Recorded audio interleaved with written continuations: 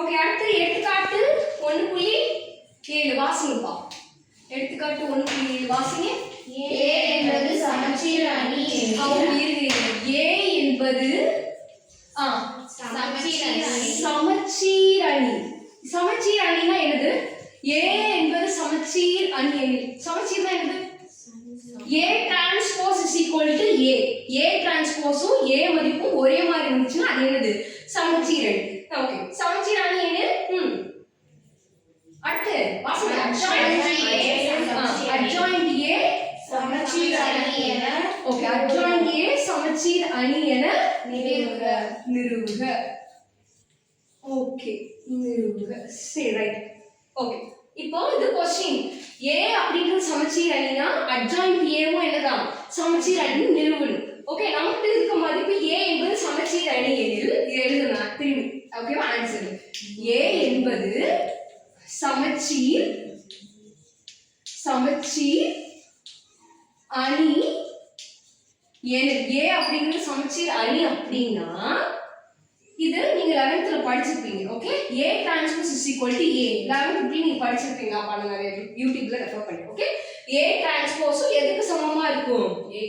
A க்கு சமமா இருக்கும். ஓகே, அப்ப A டிரான்ஸ்போஸ் மதிப்பு 1 1 0 0 1 இருந்தா இந்த சைடு நிறைய வரும். 1 0 0 1 தான் வரும். அதான் இதுக்கு அர்த்தம்.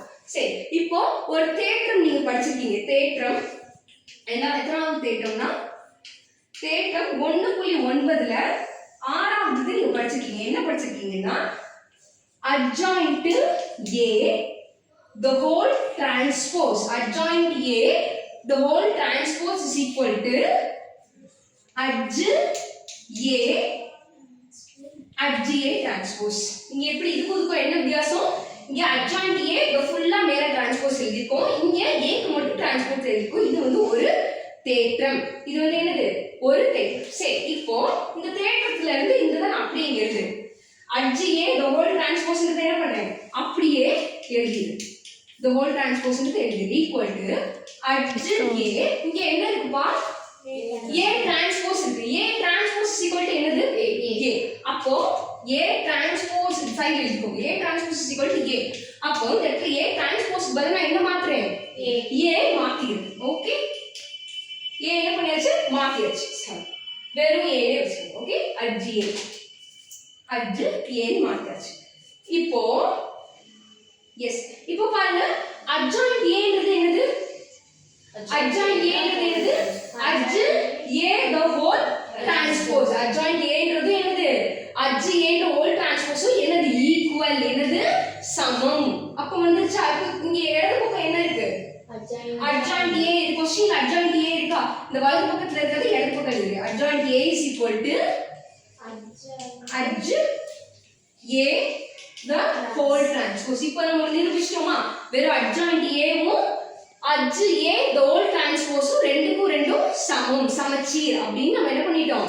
நிரூபிக்கிறோம். இதோட அவ்வளவுதான் சமம் முடிஞ்சது. அப்போ therefore adj A என்பது சொல்லுங்க என்ன எழுதணும்? adj A என்பது சமச்சீர் அணி ஆகும். adj A என்பது சமச்சீர் அணி ஆகும். ஓகே, என்னப்பா? ஓகே, சமச்சீர் அணி ஆகும் என்பது என நிறுவ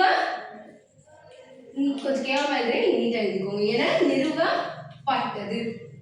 ஸ்டாப் பண்ணி